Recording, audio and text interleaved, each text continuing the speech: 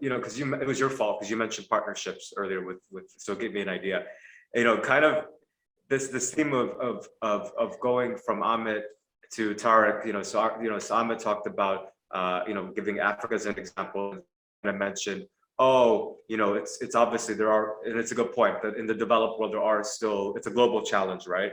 And then going to what you were saying earlier about partnerships, do you have any an example maybe in your head in terms of maybe where this has helped, from the Arab world as a whole, like where this, or even globally, where this actually has worked well in tech, helping find a solution to something, and specifically around the inclusion and exclusion kind of debate, if you have any off the top of your head.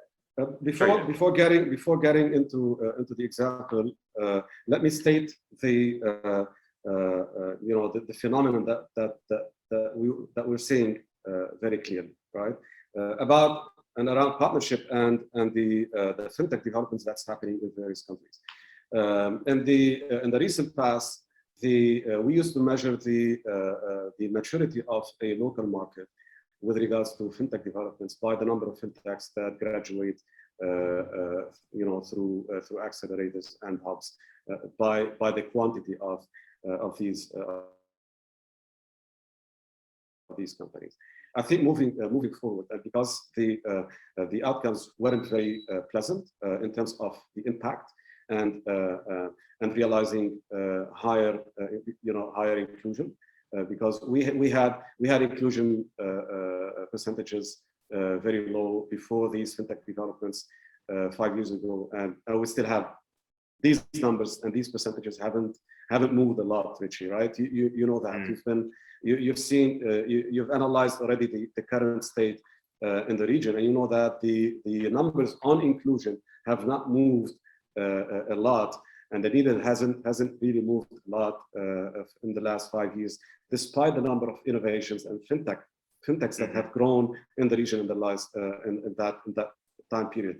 But moving forward, I think the maturity of a market from a fintech's development point of view is going to be measured by not by the number of startups that they can accelerate, or the number of fintechs that they can actually incubate and grow, but rather by clear impact indicators, socioeconomic impact indicators, and also by the ability of working not only with the banking sector. So it's not only the banking sector that fintechs and fintechs that have not been in good terms, right, in the past period of time. It's really that every sector has always been so much close to their own affairs forever, right?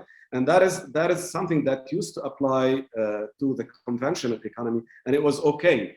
So what we're seeing today is being necessitated by the nature of the digital economy.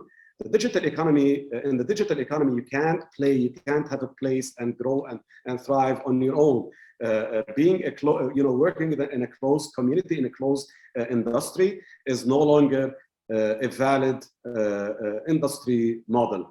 So every industry will have to open up to other industries so they can together think of new value propositions that they can together deliver to the end constituents. That is the overarching principle in the digital economy.